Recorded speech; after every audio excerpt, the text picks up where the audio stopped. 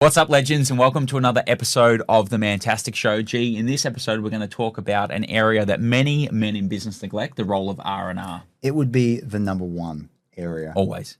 that men neglect. We obviously have hundreds of people come to our events and that enter the Mantastic program, and I think it's probably the area that guys neglect without realizing how important it actually is. Particularly business owners, right? Oh, mate, 100%. I mean, business owners look at R&R and they often think it's laziness, when really what we've found is it is the best strategy if you get it right. And a foundation for high performance, right? Because if you think about showing up as the 2 out of 10 or the 3 out of 10 version of yourself who's tired, burnt out, running off caffeine, drank half a bottle of red wine last night versus the athlete version of yourself that's fully recovered, functioning as a 10 out of 10, and the energy and that you bring and the headspace and the mindset that you bring, you put those two people on the business battlefield, I'll tell you immediately who's going to win. Of course. I mean, we relate this to being an athlete all the time, don't we? Athletes, you think they train, they play, they recover. They train, they play, they recover. Men in business, especially men, work, burn out, and that's why they live in the red and the orange zone instead of the yellow, the blue, and the green, which I'm sure Tommy will take you through now. Well, what we use as a tool, which has been like to us, tools are only valuable if you can use them, right? So a huge part that our members use is this concept called the Mantastic battery, and you can rate yourself on it. It's a tool to be able to gauge yourself and figure out what you need to do, obviously, to move your way up the battery. The battery has a charge, and from 0 to 20%, we effectively call this is just where you're burnt out. We've both been there before, working in quarters at that stage, doing big 12-week cycles back to back in sales, the 70, the 80, the 90, the 100-hour work weeks. I remember for me, I went through this, right, and then jumped on a plane to go to Hawaii, and my body goes, I always say your immune system is like a team of assassins who fight off bad bacteria. My body goes, hey, he's resting. Fuck you, Tommy. I'm going to put you to sleep, have you rest, recover. Went to Hawaii, spent a week in bed. Obviously, that wasn't good for a relationship, but spent a week in bed because I was crook. And the reality was I was just tired. I was burnt out. I'd been, I guess pushing it, burning the candle both ends, so to speak. And so many guys that we meet, obviously the goal is to avoid burnout, but are in this 0 to 20% zone with big business goals, with big revenue goals, big financial goals, managing teams, managing their families. Not a good place to be. More often than not, the most successful business owners we meet have been here. Yeah. And that's because they don't mind pushing the accelerator as fast as it can go. Never for a second do I regret having been there. It's just that's not where I want to live in my day-to-day operations, my week-to-week business. I've been there before and I don't want to go back there. The next part on the battery is essentially what we call the warning lights, right? And so if you look at the warning lights, you're talking a 20 to 40% charge. And this isn't where you completely burn out and you're sick, you're feeling crook. This is where your body is talking to you. You get to burn out because you don't listen, right? But this is where your body is talking back to you. And you might find yourself, we'll give you a couple of symptoms that the warning lights are on. What would be examples that the warning lights are on? You can talk me through some of yours. I'll go through some of mine. I think, in the past, things like headaches have been there. Things like being constantly tired. Things like having a shorter fuse with family and with your partner. Things like being a little bit of a Mr. Angry, or perhaps becoming a little bit, cynical or negative. I know for myself, one of my biggest, warning lights now, or what my weakness used to be, would be abusing caffeine. My body was physically tired, but abusing caffeine because I didn't have the energy that I needed to be able to get through the day. Yeah, mate. Like for me, and this is one I've heard a few guys relate to, it's becoming detached. Yeah. Because when those robot. Yeah, like a robot version of myself, because there are so many things going on and I haven't taken that time to recalibrate, that I just detach and become this external G looking at what's happening down here and not actually be in sync with what's going on. Yeah. So, and obviously, if you relate to that, for a lot of guys, that's not being as present, not being involved, becoming a little bit more robotic, like a man on a mission, right? Yeah. Just not the most effective way to do things. We've had business owners before running 8-figure businesses, and one of their warning lights has actually been skin challenges. So due to bottling up stress and keeping it internal, we talk a lot about like having an activity to get you out of the pressure cooker, let your stress out, but just through the pressure of stress and business and financials of, like holding that stress internally and then experiencing skin challenges. Yeah. So depending on, like you'll be able to know what your warning lights are, but these are all a sign that you want to move this way, not a sign that you want to go, they're basically a sign that you're heading for burnout. What we used to do is just ignore them. Obviously, a really strong one, particularly in Australia, is alcohol, sedating yourself where your brain's busy, you know that you need a rest. But I remember having a chat when we were over in the West to a gent, and part of his system of knocking off at the end of the day was half a bottle to a bottle of red wine, to be able to do the invoices, get on top of, essentially a role someone else should have been doing. Yeah. We find this tends to creep in as well when the warning lights are there. Alcohol puts you to sleep, and then caffeine wakes you up in the morning. Caffeaholic, as Benny would call it. Yeah, caffeaholic, which is a not really where you want to be. It doesn't really link to high performance. Obviously, as well, probably another one that's worth mentioning is just sleep diminished. Where you're not sleeping very well, you're not feeling rested, recovered, and obviously that can affect your food. We found that sometimes when people are stressed, some people eat more because they're stressed. Some people actually eat less when they're stressed. So if you look at your weight, when you're stressed out, when the warning lights are on, some people will gain weight. Some people will actually lose weight. The warning lights are different for everyone we've worked with. The real key and the principle of the battery is to make sure that when your warning lights are on, that you implement some R&R to rest and recover, as opposed to ending out down here in burnout where you end up spending a week or 2 weeks in bed, not to mention all the damage it does to your personal life as well. Yeah. The third zone is a 40 to 60% charge. We call this zone just okay. And I've always taught in all of our boardroom sessions with all of our members that it's okay to be in okay. So within our sprints, I'm cool to come down here. This is my own personal philosophy. I'm cool to come down to around about a 40% charge. I love the feeling of working on a core project, being in a particular phase in business, hitting a number, a goal, a deadline, a milestone, and then getting down to here. And where I've become really aware now is just when things like, for me, it's like headaches or I start feeling a bit tired, probably abuse a little bit more. See those key caffeine. signs. The signs come in and it's like, cool, Tommy, you need to take a rest so you can return your way back up this way. The goal here, I think it's probably unrealistic to stay way up here all the time, but you push yourself, you sprint hard so that you can rest and recover. So it's okay to be an okay as long as you know and you understand your warning lights. The next zone, 60 to 80% charge, we call amping. And when you're amping, you feel pretty good. You're feeling pretty good physically. You're feeling pretty good mentally. The momentum's there. Emotionally, momentum is there. Like you're on top of things. And this is a really great place to be. If you've been living your life down here, this will feel absolutely incredible. Like I think some of the guys that we've worked with, we've gone like we've got them up here, and it's like, dude, I feel unreal. I feel like I'm operating from this headspace that's insane. It's like, man, that's just normal. That's just normal. Some of them have never even been here because what it's taken to grow their businesses has been living in those zones. Yeah. Because it's such a challenge to get your business from, let's say, nothing to $500,000 turnover a year, let alone $1 million.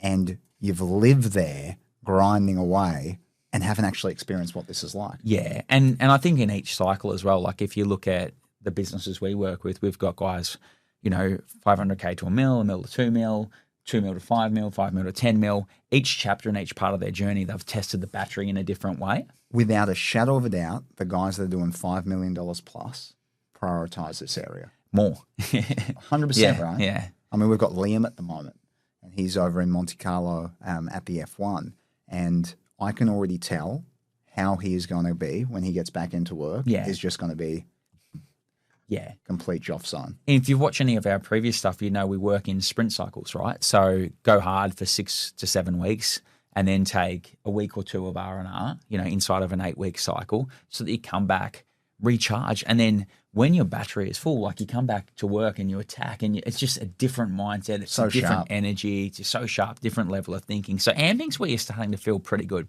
We've got a level above it, which we call JOF. Now, this is an acronym I love. JOF stands for just on fucking fire. And this is where you're just on top of the world. as Duke Nukem would say, you're kicking ass and chewing bubble gum. Like you're just dominating, sugar-free, keeping it lean for the sock. But you're just dominating. And this here, I think so many men in business are performing from a non-peak state, like what their best actually is and how they're operating on a day-to-day is so far between, like how we're operating day-to-day is somewhere around here. Whereas like if you look up here, Joff is really peak state. It's your best physically, it is your best mentally, and you in that place is dangerous. Now, if we look at success in business, you think about like when you operate from a Joff state, from a peak state, what's possible in terms of your decision making, in terms of how you're going to grow your business, how you're going to grow your team, the impact that you're going to make in terms of what your business does. It's pretty amazing. But equally, if you take Joff and then you apply that to obviously your personal life, your relationship's going to be better with your partner, your relationship's going to be better with your kids, your mates, your parents, everyone you come into contact with, because you're so much better. I mean, you're showing up as the best version of yourself. 100%. And so the goal is with R&R, right, is to build yourself a system where you're up here and here a whole heap more, as opposed to being down here because all you do is work. All you do, we've both been there, but all you do is work and no life outside of work. I mean, to reflect on it, over the last 20 years, we've been so guilty of this. I know for me, and I don't want to change this about myself, I thrive in chaos. When there's a lot going on, when things are busy, when the heat is on, I enjoy it. That's why living here for so long, I didn't even think there was anything wrong. Yeah. And I had to build myself a system, which we use within our Mantastic framework, to make sure that that isn't where I was living. A few key things that I implemented to keep myself on track with this is I never enter a year before my key holidays are set. Yeah. That one simple thing completely changed my R&R. Sprint hard, have something to look forward to. 100%. We'll look at it now. Next week I'm going to Canada and America for the Soccer World Cup, which I do every 4 years, and I've been going pretty hard, as you would know, for the last kind of 6-7 weeks. And to know that that's coming, the irony is I'm going even harder over this week. Yeah. Because I know it's almost here. Yeah. And, I'm doing things over the next week that I probably wouldn't be doing unless I had that holiday booked, because I know I'm going to have that 2.5 weeks to recalibrate, to recover. So when I come back, I'll be, the best version of me. What else have you done in your day-to-day life to spend more time up here? Like if you look day-to-day, week-to-week, like I remember back a time in our life where we were sometimes in here, mostly in here, but team no sleep was really common, like not prioritizing sleep, not prioritizing nutrition, not prioritizing. Not only was it not a problem, we glorified it. Yeah. We gave ourselves kind of a trophy. How little sleep have you had this week? And I think that's okay in your 20s to an extent to go through that.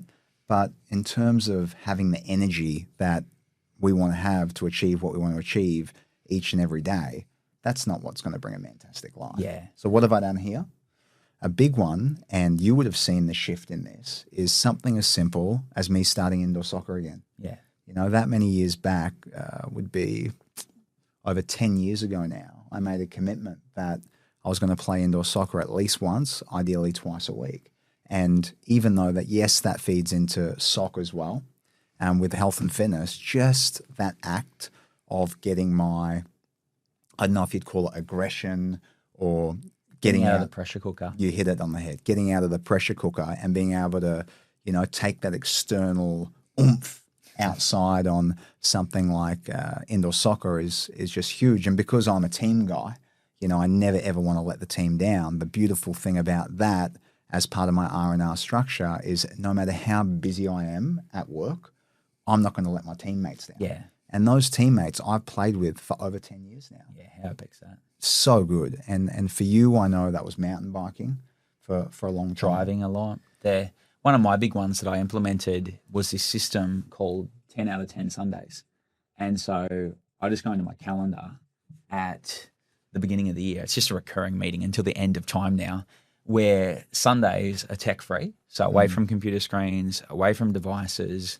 And I just dedicate it to a day. You know, obviously that's different if I'm on holiday to if I'm at home, but that's a 10 out of 10 day doing what I love. You know, I always hit the week way back up here as opposed to down here. Yeah. And even your Monday has evolved, hasn't it? Yeah, my Monday is very low key now in terms of very core project orientated. I've put a huge emphasis on designing the business around, you know, my energy and what I enjoy. So a lot of my days don't start till 10 a.m. I sleep really well. It's really interesting. You know this. There was a phase in my life where I got my blood work back and it came back suboptimal. You know, I think for all of us, right, like you can be 40 and look 27 or 30. You can be 40 and look 60. My internal bloods were like someone who was mid-30s, but it's like he was 55. And then recently I had my blood work back and it came back and it's like, this is like a guy in his late 20s, early 30s. And that just comes in from actually putting some rest and recharge stuff in. Like if you look at the word recreation, it's literally the things that recreate you. So, you know, getting good sleep in, great activities in that recharge you and, you know, move you along and fill your cup up, so to speak. It's so important. So 10 out of 10 Sundays, you know, I could be down at the beach. I could get a drive in. I love cars. So driving is a huge hobby of mine. Hit Monday, you know, not in a rush, not caught in traffic. You know, it's way more life by design. Good sleep, good nutrition, regular strength training, scheduled as much as any other appointment, time with family, laughing, being, you know, those lighthearted, the fun times. R&R is equally as important as sprinting because you can sprint harder when you R&R. Mate, every time I reflect on the biggest things that I'm most proud of for the year, I achieve them in this zone. Yeah. I didn't achieve them here. Yeah. You know, we think about an athlete and I'm about to go to the World Cup. Nobody talks about the training sessions that an athlete did during the week. What the fans see is what happens in the game. And really, if you come into a game without injuries, well-nourished, nutrition-wise, limber, because you've had a massage before the game, you know, you're at peak level, you're giving yourself the best chance to perform as well as you can possibly perform in the game. So why don't we do that in business? Yeah. And you should think of yourself as an athlete in business. If you're watching this and you found yourself in here where, I'll draw a sad face, you're trapped, I call this the pressure cooker of life. You're trapped inside the pressure cooker and through the pressure and stress of business, you know, the Monday to Friday, which creeps into the Saturday, the Sundays that you haven't taken off, the early mornings, the late nights, and you're just putting pressure up against the wall. That pressure comes, you know, financially through looking after team, hitting all the business's lead and lag measures, but also then the effect that has at home on family and your home life. Like if you haven't got a way to get out of the pressure cooker, it's, you know, like it's a really dangerous place to be. And it's probably the place where you're going to start to get a lot of this and then pay the price of that, not to mention neglecting this so that you actually can draw a little happy dude here. Looks like you.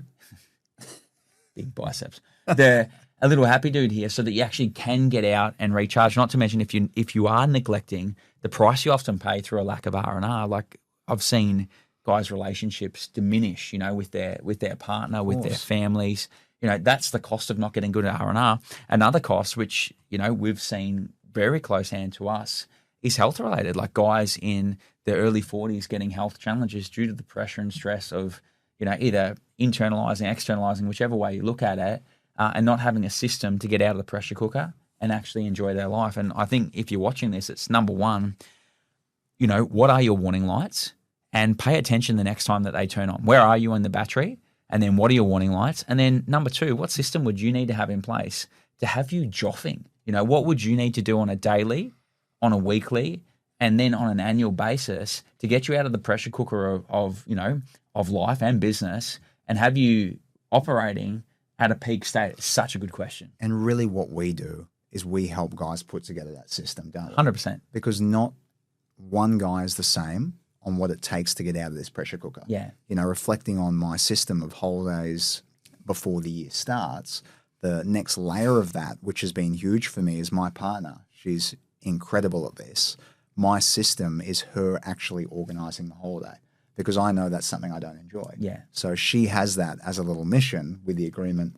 I'm happy to do a lot of the investing in our holiday, but my base system now is booking, and then she goes to work and starts to put that together. Yeah. And it actually is brilliant from a customer service perspective, Yeah. which that maps over into, because now that's a system that works positively on so many different levels. And for those of you watching with a partner, you'll be amazed at how hard, number one, you work in business when you know you've got a holiday coming, but the relationship that you have with your partner and how excited your partner is because they know that the holiday is coming, it gives you the freedom at work to go really hard. Like, it really reinforces like rewards for working hard. So it's such a great system to have in place. And I suppose what we did before the partner side of life for us was having boys trips together, right? Correct. And how important was that for us Oh, yeah. to be in this zone? Yeah. Just to take a chance to step out of life, to look back in on your life and your business,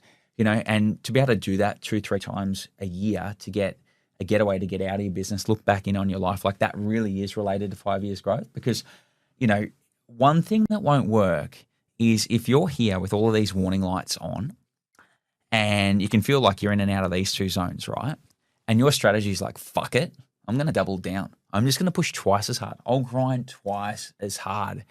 Then it's just not an effective strategy. You won't beat someone who's up here. No, there's no way. And I love the guys with the mindset that I'm going to break through this barrier. Yeah. I mean, that's us. I think any successful guy that is pushing the boundaries of business has to have that bulldog in them. Yeah. They have to have that inner fight in them to be able to achieve what they're achieving. But it's just not sustainable over a long period of time unless it takes a negative effect on other areas of your life. And that's the key. It is sustainable if you're going in sprint cycles and you're getting the time to go away. 100%. If you don't R&R, there's no way it's sustainable because it's just a diminishing curve. So I guess to wrap up, the message for this video is take like in running your life like a business. We look at our business with all these key departments. Part of your personal life is putting on the hat of being the legendary R&R coach for your life and being in tune with your battery, so knowing where you're at, and then understanding for you to be Joff, just on fucking fire, and to kick ass this year and the next and every year that comes after that, and also just to enjoy your life, that you need to have a system in place for your R&R, because without a system, you will be moving your way backwards down the battery. And it makes it harder to achieve as well. You enjoy your life way more if you look after your battery. And R&R, it's not laziness. R&R is strategy. Yeah, strategy. Smart.